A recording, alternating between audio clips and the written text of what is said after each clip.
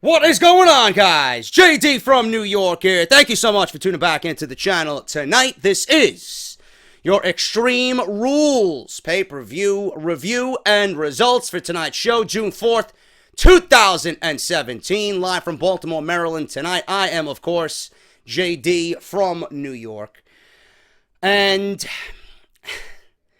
I don't know where to even begin with this show, man. I have a lot of complaints, as always, but the people who tend to think I complain too much, or the fucking trolls who have no life on Twitter, who like to stake claim, oh, I haven't heard JD say anything good about the WWE. They never say anything good about the WWE. Why the fuck should I? You're the fucking reason why this piece of shit product is in the fucking miserable state that it's in right now. You want to pinpoint one good thing out of a 3-hour fucking show, and then you guys want to fucking rail me because I speak the goddamn fucking truth. Just like how Raw was great too. Oh, it was a bad segment. Don't blame that one segment for the entire show being bad. The entire show's bad every fucking week. Don't get me started. This company makes more wrong decisions than they do right. And there was actually 2 good matches on this show, but that doesn't excuse a 3-hour show.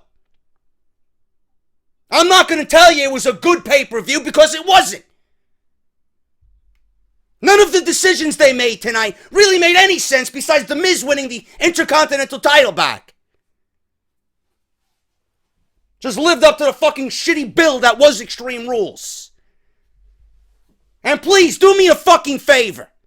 Extreme. The fucking shit that I took after my Chipotle after this afternoon's lunch was more extreme than this fucking piece of shit. Al Bundy's fucking foot odor is more extreme than fucking Extreme Rules. Are you fucking kidding me?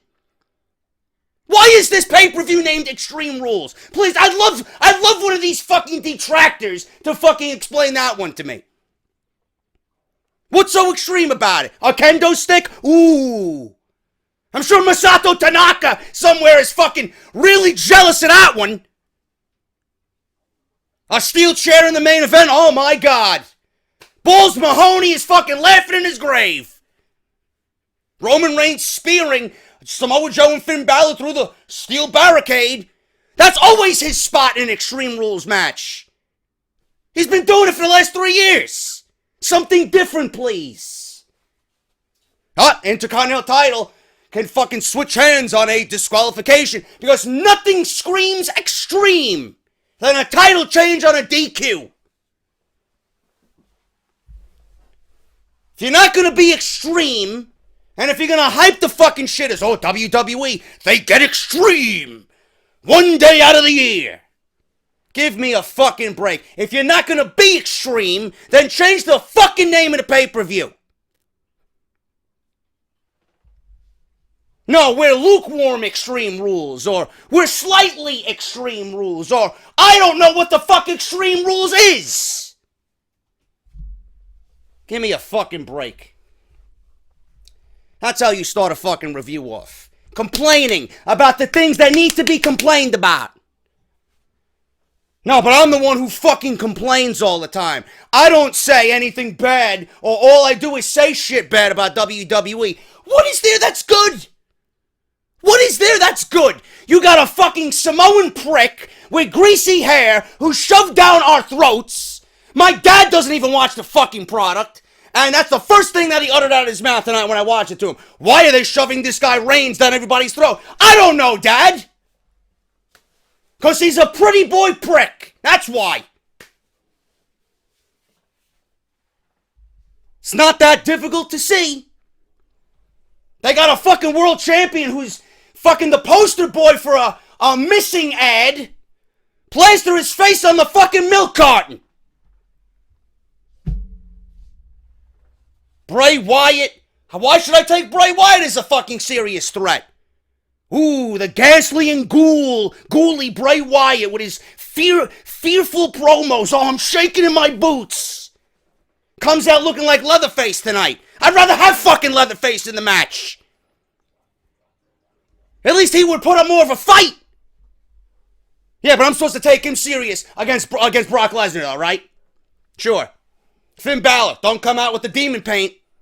Ooh, the demon, right? Where the fuck's the demon paint? Did they slash budget somewhere? Did they get cheap? No, but they had that steel cage match there tonight. It's cost them a pretty penny. Give me a fucking break. Anyway. Let all that anger out. Let all that anger out already. Let's talk about the fucking pay-per-view. By the way, thank you for joining me here tonight. Thank you for joining me here tonight. I worked up a fucking sweat, man. Jesus Christ. Extreme Rules 2017, June 4th, 2017, Baltimore, Maryland. Again, I am JD. Thank you guys for being here tonight. If you guys want to support the channel, patreon.com/JD from NY206. Best way to do it is through Patreon. Monthly. You guys are billed once at the end of the month. You guys get early access to Off the Script. You guys get access to the Discord chat. You guys get a bunch of other bullshit that I gotta fucking get going because I'm fucking lazy. But you guys are fucking awesome because you love what I do.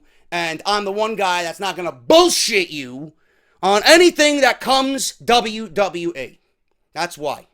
Thank you guys so much for your love and support. Patreon.com/JD from NY206. Also, if you guys want to support the channel, my friends over at Audible are giving everybody listening tonight a free audiobook of your choice, no matter what you guys want, man. Over 180,000 books to choose from.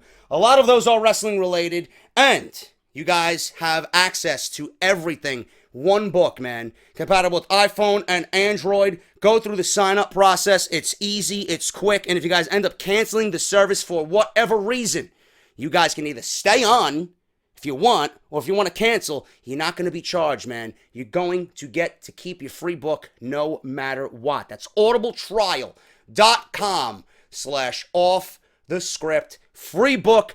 30 days to try their service out. Everybody listening tonight's going to get something for free, so make sure you guys take advantage of that. It is a fantastic way to support the podcast. And finally, barbershopwindow.com/offthescript. If you guys want your official JD and Off the Script merchandise, they are available through barbershopwindow.com/offthescript. We are an official partner with Barbershop Window, and most importantly, Pro Wrestling Tees. Follow me on Twitter at JD from NY206.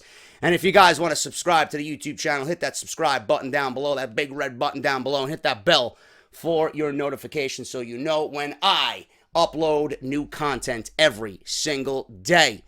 Also, quick mention on two things before we get into the review. Number one, I do know that the IRW network is still undergoing fixes. It just launched on June 1st. Off the Script Retro, my first retro podcast on there, taking Off the Script to the next level on Eric Bischoff's network. It hasn't been playing. A lot of podcasts on there have not been playing. Mine is one of them. I will find out what is going on with that. I want you guys to listen to that. I want to get you guys subscribed over there so you guys get the audio fucking epicness that I have coming for you.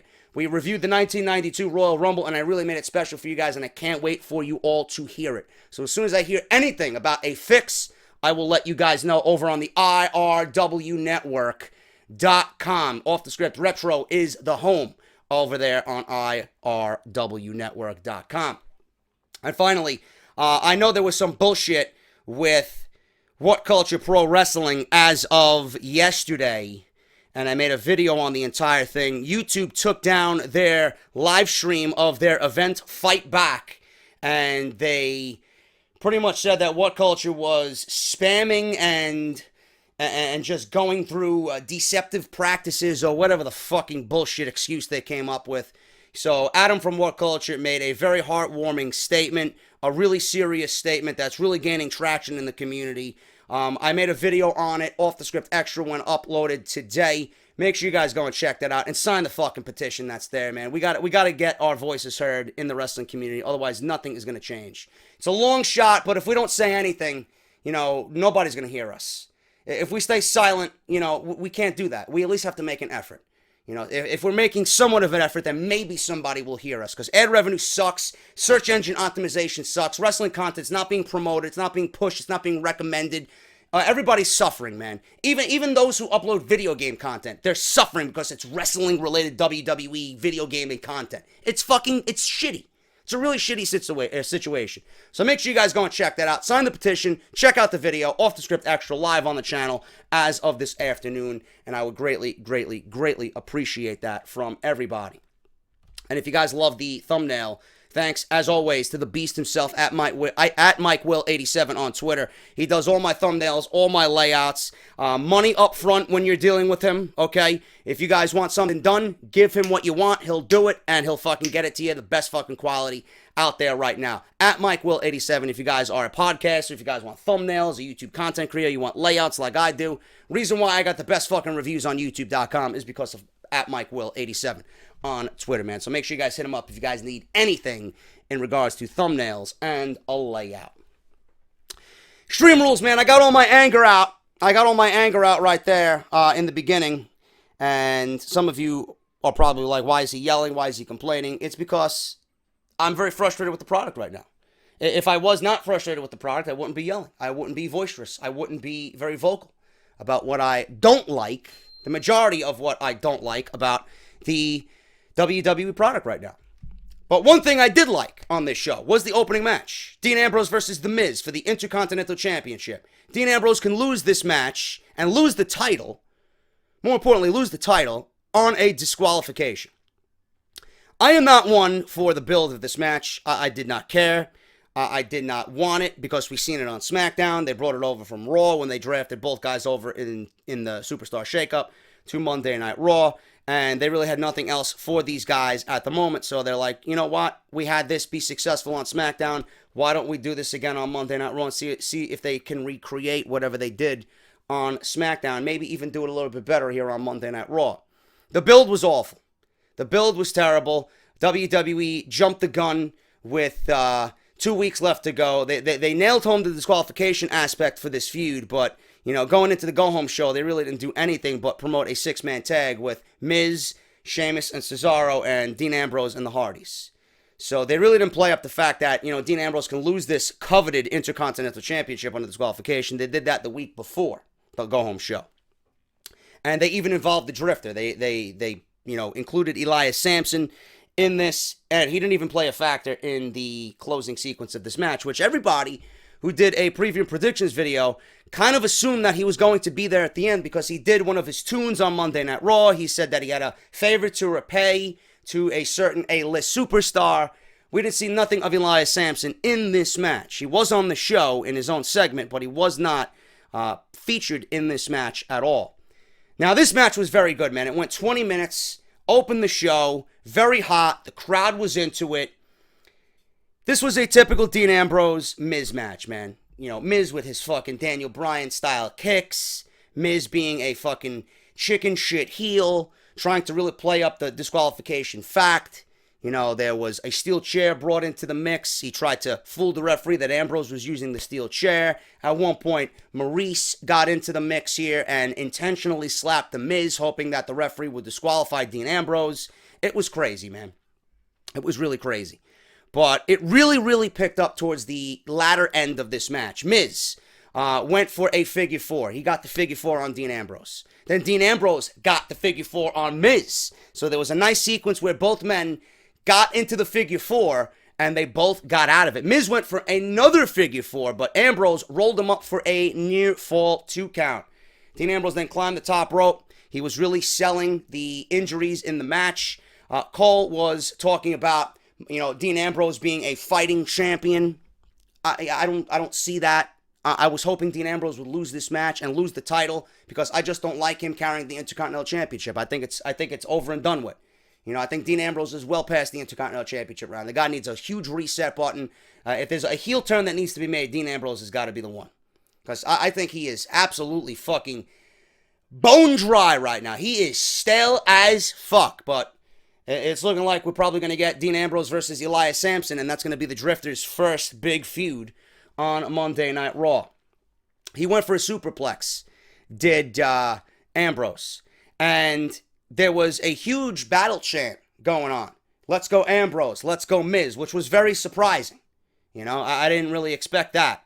But the superplex was thwarted because Ambrose slid down, tried to go for a powerbomb. The Miz was holding on to the top turnbuckle. He ripped the pad off the top turnbuckle, and then there was a sequence where Ambrose was going to throw Miz into the exposed steel, and he had to stop him because anything like that would result in a disqualification, and then Dean Ambrose losing the Intercontinental Championship. So obviously that didn't happen. So I like the tease of possible disqualifications every which way. Dean Ambrose was very mindful of it. It all eventually broke down. So after he grabbed the turnbuckle, we had Maurice get onto the ring apron. Miz was screaming, "Slap me, slap me, slap me." All of a sudden, slapped Miz right in the face. So the referee seen it, and then he was begging with Dean Ambrose, and Ambrose was begging with the referee, no, don't disqualify it. Don't disqualify the match. Don't disqualify me here.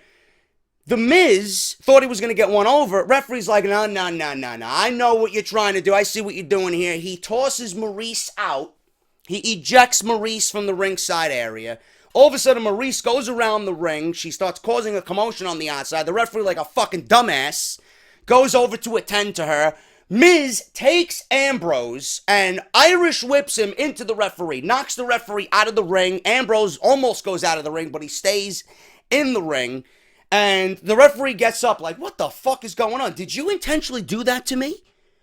Did you intentionally knock me out of the ring? Did you hit me? And then the Miz is in the background laughing, and he's hoping the referee disqualifies him. Ambrose is begging, no, it wasn't me. Ambrose is saying, no, Miz threw me into you. It was all unintentional. Referee went around. He was going over to the timekeeper's table. He was about to disqualify Dean Ambrose. So Miz comes up from behind, catching Ambrose by surprise because he's so worried that the referee's going to disqualify him, but he didn't realize the Miz was behind him. Miz caught him with a skull-crushing finale. 1, 2, 3. We have a new Intercontinental Champion. The Miz is now a 7-time Intercontinental Champion. This was a very good match. Nothing like the Miz-Ziggler matches, but it was a very good match. It was the best thing that you could probably get out of Dean Ambrose and have Dean Ambrose and the Miz together in the ring. I don't like the way that they gel together in the ring. Some nights it's good. Some nights it's just completely, I just don't give a shit. But this match was good. It built the foundation of that DQ stipulation, even though I don't find that to be extreme whatsoever, because there's nothing more extreme than a no DQ title change. Give me a break. You know, but they did a very good job at building the foundation and really playing up that stipulation in this match. You know, Miz having Maurice slap him was kind of shitty. You know, I really didn't like that, but, I mean, it plays into the Miz's character. But I really like the fact that the Miz tried to do everything he can by utilizing that stipulation, just to try and stick it to Dean Ambrose. He eventually did. It cost Ambrose. Ambrose got, he got fooled. The Miz got the best of him, and the Miz won the Intercontinental Championship. I don't know what's going on here. I don't know at all who the Miz is going to be feuding with over the Intercontinental Championship. I really don't. I really cannot pinpoint anybody on that roster for the Miz to be feuding with over that Intercontinental Championship. It's really a head scratcher right now. Ambrose, I could see going into a feud with the Drifter. I think the Drifter beating Ambrose and getting one over on him could really solidify him and his status on Monday Night Raw. But as far as the Miz goes, I really don't know. I honestly do not know. We're going to have to find out. I'm hoping that we don't get another rematch here. Because you know how WWE likes to get in their fucking rematch clauses. Oh, Dean Ambrose lost the title. He's automatically granted a rematch. I hope that they don't save that for another pay-per-view, because I'm tired of seeing these guys, you know, build towards a pay-per-view match. It's been very underwhelming, and I don't like this feud. I really don't. I didn't like it the first time on SmackDown. I didn't like it here, but WWE had nothing else to do coming out of WrestleMania. But we'll see what happens, man. I'm thinking Ambrose is going to be in a feud with the Drifter. The Miz, right now, it's a big question mark. But it was a very, very good opening match, and I think they did a very, very good job at selling that no DQ stipulation, and ultimately it resulted in the Miz winning the IC title. Alicia Fox and Noam Dar versus Rich Swann and Sasha Banks. How the mighty have fallen, Sasha Banks. Goes from being women's champion and battling Charlotte in the biggest women's feud of all time, bullshit, to now being leftovers for 205 Live, or being used to help boost 205 Live. Whatever the case may be, this match lasted 6 minutes. Sasha Banks had a nice double knees off the top to the outside on Noam Dar, and then the Phoenix Splash by Rich Swann, which was fucking beautifully executed. He did it to Noam Dar. 1, 2, 3. The team of Rich Swann and Sasha Banks win this 205 Live mixed tag team match. And go figure, Rich Swann is from Baltimore, Maryland. He got a fucking win in his hometown. Wow. I think tonight he should go out and play the fucking lottery, because he might be a lucky man. You don't see that happen often in WWE. It was short, did what it needed to do, get the fuck off my television. Elias Sampson was in the ring, and he wrote a song inspired by a walk that he had in Baltimore in the afternoon by the harbor. And he asked everyone to hold their applause until he was finished. Baltimore is bathed in filth. And then he just stopped. It was beautiful, man. The first words of the first lyrics of this song were Baltimore is bathed in filth. And then he stopped to let the crowd just fucking heckle him. And Elias Sampson is fucking great, man. Now, I didn't mind him in NXT. I didn't mind him. He was directionless in NXT, but it looks like someone on the main roster has a liking to Elias Sampson. I don't know what they're going to do with Elias Sampson. I don't know where they're going to, how they're going to book him and build him, but I'll tell you this right now, and I said this on Twitter. You give Elias Sampson till after SummerSlam, he might be one of the more entertaining things on Monday Night Raw. Really. Guy's got in-ring skill. Guy's got the look. Guy's got a gimmick that is a fucking heat magnet. And you know what? This is not Roman Reigns go away heat, man. This is genuine fucking heel heat. Genuine. And that's very difficult to come by. And if you continue to build him up and you get him more hated each and every week and you put him in situations where you can build off that heel heat, he can be one of the biggest heels on Monday Night Raw. And I'm very much looking forward to seeing what they do with Elias Sampson. But that's all he did. He came down with his acoustic guitar. He played a nice little song, letting people know that he's here. And that was it. That was it. Did the job. Elias Sampson's going to be big on Monday Night Raw. I'm predicting that. So we go from Elias Sampson, which I enjoy, to Bayley, that I fucking can't stand. Bayley might as well be in Roman Reigns' territory right now. I can't fucking stand the sight of her, man. She is disgusting. Bayley is disgusting. And you know what? I hate myself for saying that. Because I was a big Bayley fan in NXT.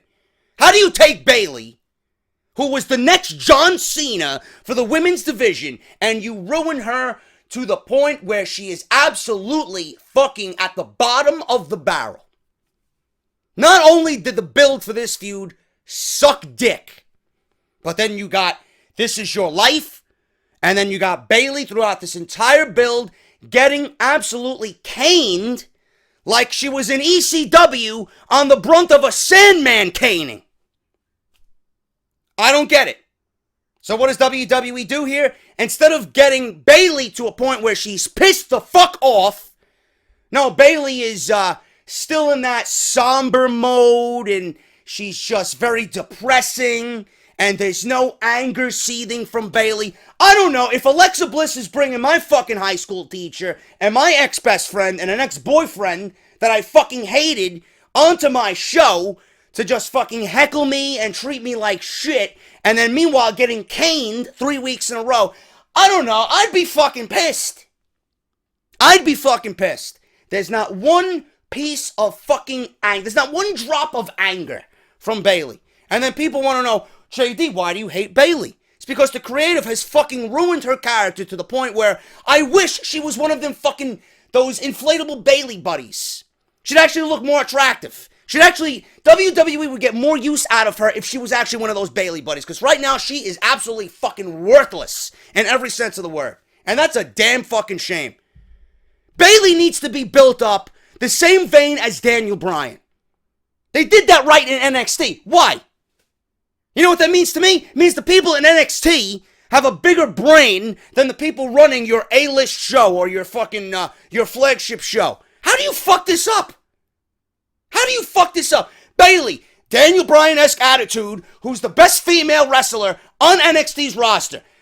I couldn't wait for her to hit the main roster.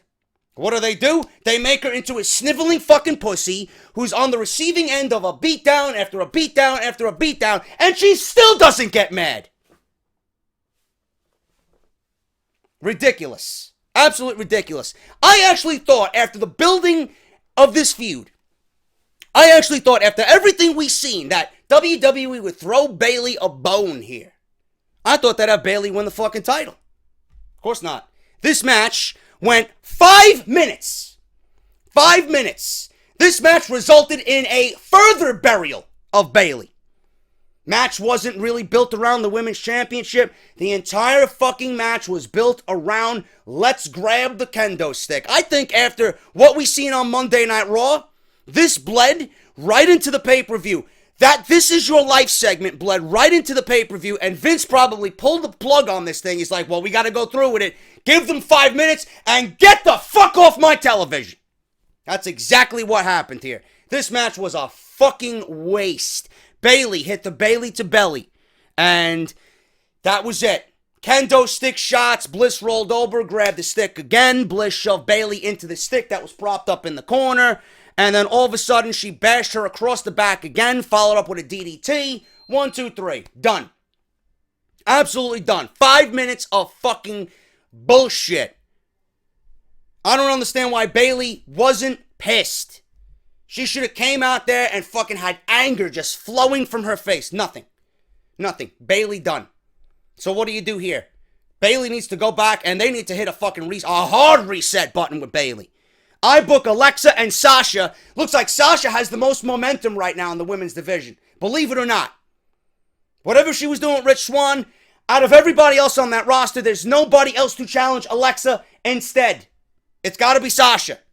You got Sasha taking the title off of Alexa Bliss at the next pay-per-view. And you build towards Bayley and Sasha with Sasha turning heel.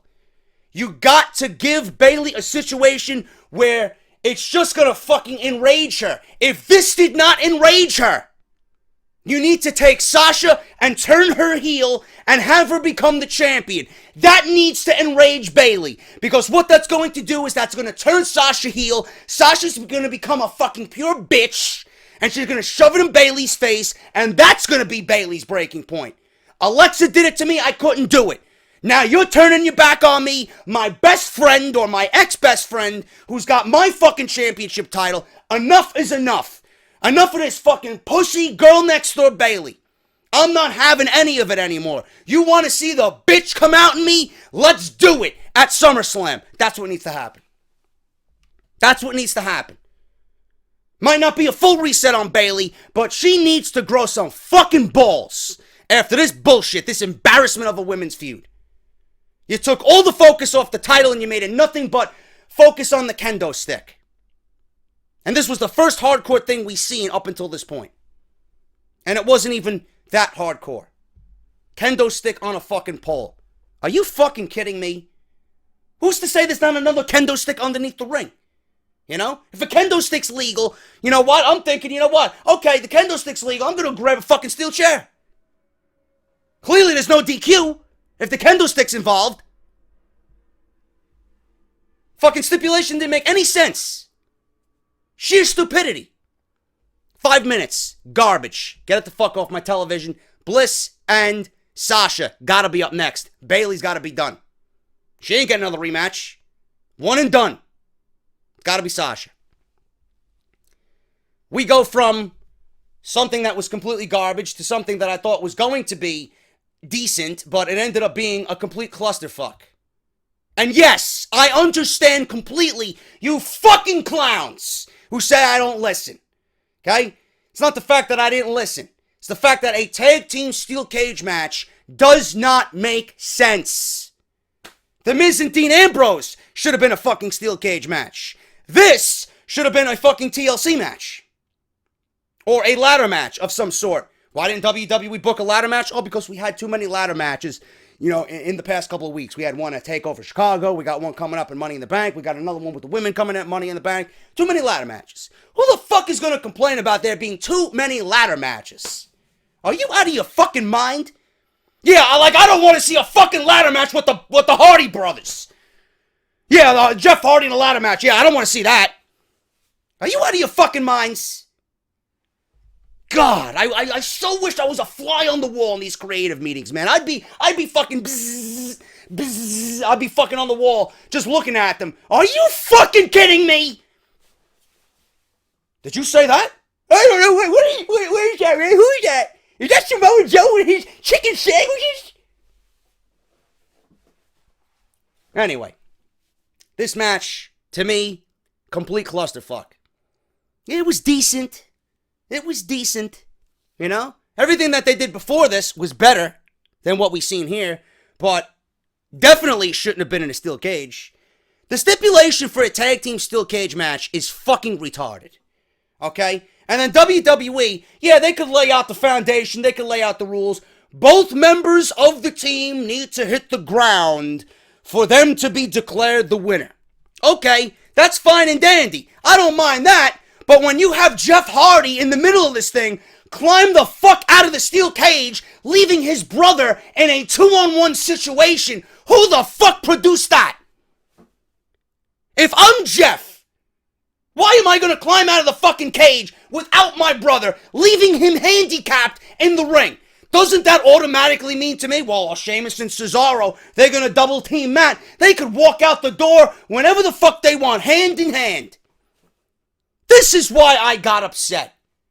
Just based off that one fact alone. And then I'm over here thinking, what the fuck is going on?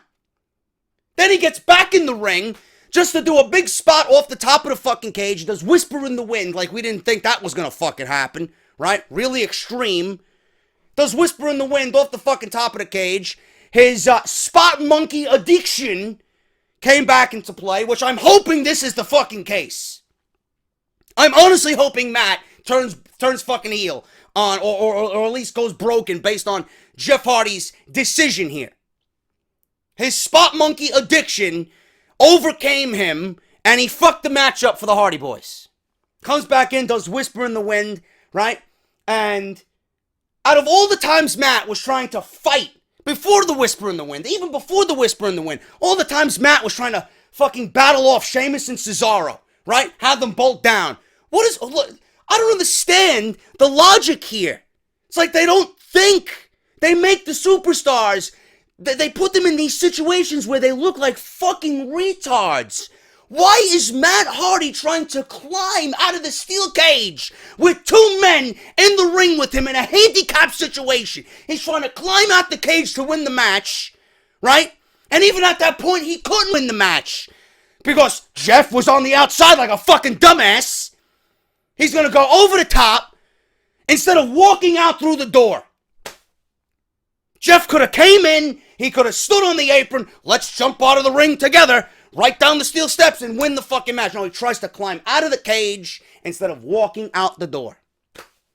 I don't believe the sheer stupidity that we seen in this match. Complete fucking clusterfuck. I knew the rules of the match. My thing is, how are you gonna make such illogical fucking decisions to make these guys look like a bunch of fucking fools? This is why I said the pay-per-view is Extreme Fools. They made these guys look like extreme fucking fools tonight. And you know what? It cost them. The Hardys lost the fucking titles. Because Jeff was in the ring, Matt was in the ring, Sheamus and Cesaro on the other side. Matt and Jeff were closer to the door. And Matt was trying to pull Jeff out, and this and that. You know, there was, one of them finish line photo finishes here. Sheamus and Cesaro were climbing down on the opposite end. All of a sudden, the bell rings, and we got new tag team champions crowd. Sheamus and Cesaro jump down. They beat the Hardy Boys. Both team members hit the ground first. We got new tag team champions, Sheamus and Cesaro, which I'm assuming we're going to get a rematch here. And I'm hoping that this leads to broken Matt Hardy. Because Jeff, honestly, I cannot envision WWE scripting this and producing this match to make Jeff Hardy look like that big of a fucking retard. I'm sorry. I'm sorry. There was no reason for him to go outside the cage and leave his brother inside the ring and then have Matt fight off both members and do a damn good job at it and then try to fucking climb out the cage instead of going out the door. I'm over here thinking, I love the Hardys, but holy shit, how fucking stupid can you be? New tag team champions, do you fucking care at the end? No. All we care about is, all we want to see is broken. We want to see delete, delete, delete. You know, we want to see, the broken brilliance on WWE television. Hopefully this leads to that. Because Jeff Hardy completely, his spot monkey addiction was absolutely at an all-time high. It overtook his fucking brain because he didn't know what the fuck he was doing. I'm hoping that's the case here. Hardys lose the title. Sheamus and Cesaro, now new tag team champions.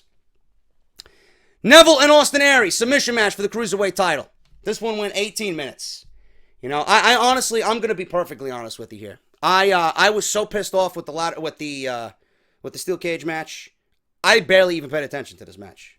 And it probably ended up being one of the best matches of the night. I just didn't care. I just didn't care. My thing going into this is Neville is so great at what he's done for the Cruiserweights. Why are you going to take the title off of him? And my thing is, if you do give Aries the championship, right?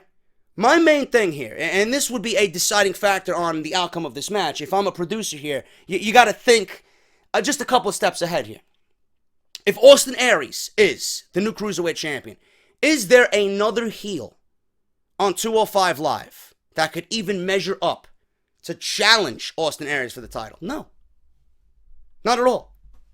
So why would you even fathom giving Austin Aries the Cruiserweight Championship? Neville was always going to be the winner of this match, just based on logic. I'm surprised they got that right tonight.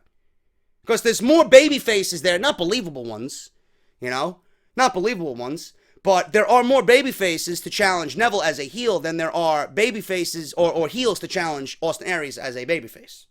There are more baby faces to challenge the heel Neville than there are heels to challenge the babyface Austin Aries. There. So who challenges Neville now? You got Jack Gallagher. We've seen that already, right? You're going to change TJP back to a babyface? I don't think anybody gives a shit about TJP. Akira Tozawa. Would people get behind Akira Tozawa and Neville?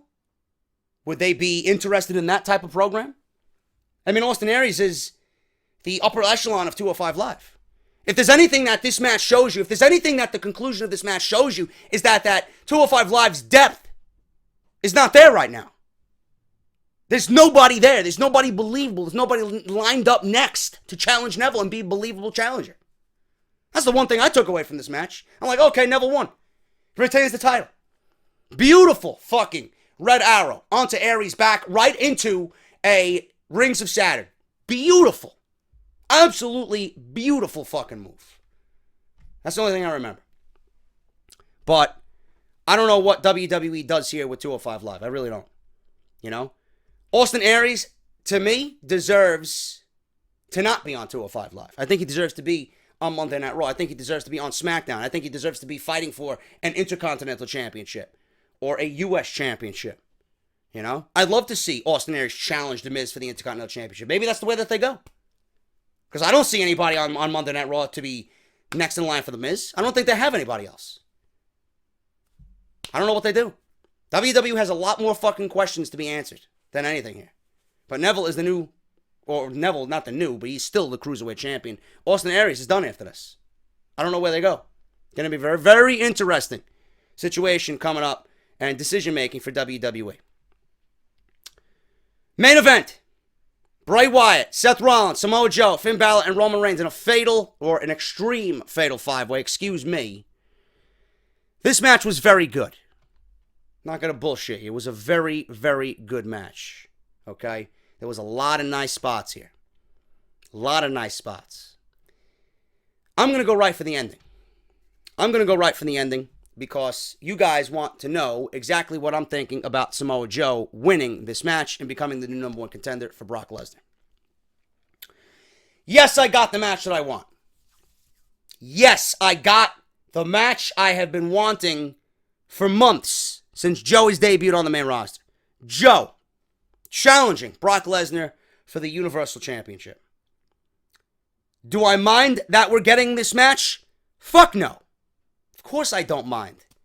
This is the biggest, most legit main event that WWE has put on thus far this year, or is about to put on thus far this year. There's nobody, and I said this wholeheartedly, okay? There's no bigger main event, there's no more legit main event that WWE can produce than Samoa Joe and Brock Lesnar. If it's not that, it's Braun Strowman versus Brock Lesnar. Now, do I think this match is happening too early? Yes. That's the one thing that I am upset with. I am upset that this match is happening early. I'm upset that this match is happening right now at Great Balls of Fire. Because you know what I think of when I see this? I think of two things. Okay? Number one, they deem Samoa Joe expendable here. Because there's no way. Now, they could change their mind. I doubt that they will. I honestly doubt that they will. But they're making Samoa Joe seem expendable here. Why would you waste Great Balls of Fire on Samoa Joe and Brock Lesnar when you know full and well that this is a WrestleMania caliber match? Maybe not for a world title, but for two guys who have a legit fighting background. Why wouldn't you book a submission match like Jim Cornette said on Table for Three? That was the match that he proposed for WrestleMania 34. This is a WrestleMania-worthy match that's happening way too soon. And I don't like the fact that Joe is a legit fucking contender on this roster, never mind Raw, on the roster. And you're making him expendable because there's no way that WWE is going to pull the trigger on a Samoa Joe title run going into SummerSlam. When you know full and ready that Braun Strowman's going to be back and he's going to interject himself into SummerSlam's main event against Brock Lesnar, because that's the match that WWE was ultimately going to go with, but they couldn't because Braun Strowman was hurt. The other reason I don't like Samoa Joe winning this, and this probably is the one thing that fucking angers me the most, is that Joe now is going to be a footnote in Brock Lesnar's title run, which means if he's a footnote in Brock Lesnar's title run, he is nothing but a stepping stone for Roman Reigns to eventually get to Brock Lesnar, because Joe is going to be there, Balor's going to be there, Rollins is going to be there, Wyatt's going to be there, they're all going to be slayed by Brock Lesnar, and it's all going to eventually lead to Roman Reigns getting Brock Lesnar and beating Brock Lesnar after Brock Lesnar slayed all these fucking four guys. Joe is nothing but a fucking stepping stone for the inevitability of Roman Reigns. And that I don't like. That I don't like. Now, I'm shocked that they went with Samoa Joe. I am shocked they went with Joe. I was honestly, I had Rollins pegged from the beginning. And my reasoning was, you know what? Rollins has been the best. Rollins has been the most dynamic in-ring performer coming out of WrestleMania. Maybe they reward Seth Rollins with a title match against Brock Lesnar. And they have history. They actually have unfinished history. They have a match that was ruined by The Undertaker that was never completed. So why not do it? You know? Reigns, you guys know my stance on Reigns. I wish they'd give the fucking championship to Roman Reigns right now and just fucking spare us this fucking bullshit that we gotta go through. The inevitability is going to happen. Why don't you just fucking end our torment already and give this man the fucking title at SummerSlam? That's my logic. But you know WWE doesn't want to do that. They got to coronate Reigns again for a fucking fourth time at WrestleMania and fucking make me vomit my alcohol that night. Guarantee it. You know? So, it wasn't going to be Rollins. Could have been Rollins. Perfect case for it to be Rollins. Reigns. You know, WWE's got that fucking, you know, that WrestleMania fucking moment ready and willing to be jerking off to. Bray Wyatt is an interesting one. I played Wrestle Rumble. I actually went with Bray Wyatt. If I went with Rollins, I would have lost anyway because Samoa Joe won. I actually changed my choice at the last minute and I went with Bray Wyatt. Why did I go with Bray Wyatt? Because Rollins, Balor, Reigns, and Joe.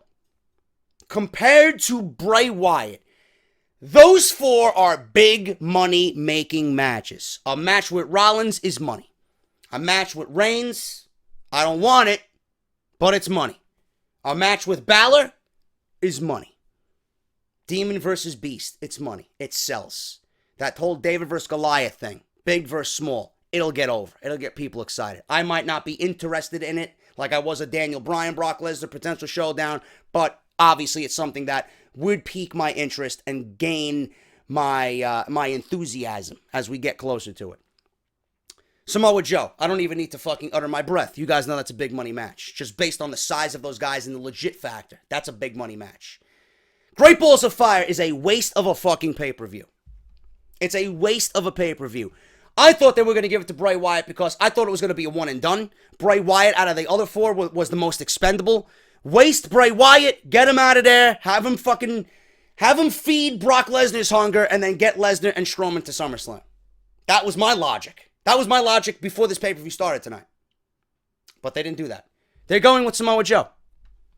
They're going with Samoa Joe. They got 5 weeks. I know Joe's legit. I want to see the Joe that we've seen tormenting William Regal about Shinsuke Nakamura in NXT. That's the fucking Samoa Joe I need to see. The promos between Lesnar, Heyman, and Joe coming up are going to be cannot miss. That is going to be fucking gold. I'm telling you right now. With Joe's promo ability, with Paul Heyman and the way he can sell a match, you and I are going to be in for a fucking treat. But is WWE going to make Samoa Joe a legit contender? When we get to Great Balls of Fire, are they going to protect Joe like they should? You can't have Joe go into a match with Brock Lesnar and automatically fucking fail and look like a fucking weakling. Can't do that. Can't do that. He's too valuable. He's too big. He's too legit. That would kill his whole demeanor and his whole character. You got to make it a competitive match. You got to give me Joe on the brink of beating Brock Lesnar. If you don't want Joe to take the title, you got to make him believable. Make him believable in the next 5 weeks. That is your job. Joe, the way he's presented himself through NXT and now Monday Night Raw, it should not be a difficult thing to do. But do I trust Monday Night Raw in anything? Fuck no. Fuck no. I can only hope that they make Joe look legit. But I have my concerns. I am happy to be seeing it. I'm glad we're getting it this year. But to me, it's more of a WrestleMania match. It does not deserve to be on Great Balls of Fire. Okay? I don't understand that. But yeah, I know Bacardi's even pissed. You pissed at that too? I know. Fuck Roman Reigns. But those are my concerns with it. You know? I don't mind that it's happening, but it's too soon. And then WWE's got to do their best to build up Samoa Joe. But this match was very good. I'm just shocked at the ending. I really am. I didn't think they were going to give it to Joe so soon. There was a nice spot where Reigns speared Joe and Balor through the barricade. There was a beautiful spot where Bray Wyatt was laying on top of, I think, the Spanish announce table. He did a big frog splash onto the announce table, broke the fucking thing in half. There was a nice spot where he had a beautiful frog splash on Roman Reigns. Roman and Seth had a nice little interaction there, a nice couple of near falls that I thought Roman was going to win. My dad even jumped out of his seat. He thought Roman Reigns was going to fucking win the match. Great stuff. Balor and his fucking apron kick on Roman Reigns, man. One of the prettiest things you'll see all night, man. That kick is fucking lethal. Holy shit. I really like Balor's intensity. I really like the fact that, you know, he was just angry and he was incensed. He had that demon coming out of him, even though he didn't wear the demon face paint tonight. It was a very, very good match, man. It was a very good match. Was it extreme? You know, they could have did a little bit more with the extreme factor, but it did the job. It entertained. It had a couple of high spots. They did what they had to do. All 5 guys worked their ass off, and Samoa Joe won the #1 contendership, and he's going to be battling Brock Lesnar at Great Balls of Fire in 5 weeks. So we got that to look forward to. I am very interested to see what's going on here with Samoa Joe and Paul Heyman. Gonna be fucking great. Where do we go with the other 4 guys? Everybody's asking me, you got the fucking trolls. Oh, JD, you got your match that you can jerk off to. What's gonna happen? Balor versus Wyatt and Reigns versus Rollins. There you go. There you go. Great balls of fire in a nutshell right there. Reigns and Rollins. And you got Balor and Wyatt. Joe and Lesnar. You got Alexa and Sasha. I just booked you half the fucking card right there. What they do with the Cruiserweights, what they do with the tag team division, I don't know. By that point, maybe Cass turns on Enzo. I don't fucking know. You know? What's going on with Kurt Angle? Probably leading to a match with Triple H at SummerSlam. This whole Kurt Angle scandal. So we got a bunch of things going on. Some things I don't like. Some things I'm kind of genuinely intrigued in. We'll see what happens on Monday Night Raw. We can only ask for the best. Or hope for the best. I ask for the best. I never get the fucking best. I get the worst every fucking Monday. But that was your Extreme Rules pay-per-view. Was it a thumbs-up show? Fuck no. It was a Monday Night Raw on a Sunday night. This was literally a Monday Night Raw disguised as Extreme Rules. And WWE needs to get rid of this pay-per-view. If it's not going to be extreme, if you're not going to push the limits with extreme, change the fucking name. You know? There's no reason for this pay-per-view to happen in June. This is a June pay-per-view, right? Still, I don't understand why I can't get a King of the Ring. If you're not going to live up to the name of the fucking pay-per-view and you're going to false advertise WWE being extreme for one night out of the year, and this takes place in June, why aren't we getting King of the Ring? I don't get it. I would have much rather seen these 5 guys compete in a King of the Ring tournament. You add 3 other guys so you have a tournament in one night to crown the #1 fucking contender. No, but we got a Fatal 5-Way that is somewhat extreme and a pay-per-view that's not extreme. But my cry's going unheard. I'm only a fucking goon on YouTube who knows what he's talking about, so fuck me, right? Fuck me. That's your Extreme Rules pay-per-view. Hope you guys enjoyed it. If you did, hit that thumbs up. I will see you guys tomorrow for something. We'll go over Extreme Rules and things that we learned about Extreme Rules. I'll probably have another Extreme Rules video out tomorrow morning. So make sure you guys tune into that. Follow me on Twitter at JDFROMNY206. Demolish that fucking thumbs up. If you guys want Samoa Joe to beat Brock Lesnar, hit that fucking thumbs up. No, it's not going to happen, but we can only hope, man. Lesnar's got to drop that title. Enough of this fucking holding pattern that we're in. Enough of this fucking title being kept captive. Give it to Joe. Seriously. I'd love Joe with the title. I think he'd be great. You know? But hit that thumbs up regardless. Follow me on Twitter at JDFromNY206. Hit that subscribe button with the bell for notification. Patreon. Patreon.com/JDFromNY206. AudibleTrial.com/OffTheScript for your free audiobook just for listening tonight. And Barbershop Window for your t-shirts. BarbershopWindow.com/OffTheScript. I am JD. I will see you guys tomorrow morning with more Extreme Rules coverage and the Monday Night Raw tomorrow night. Until then, take care. Enjoy your Mondays. And I'll see you all right here on the channel. I'll talk to you later.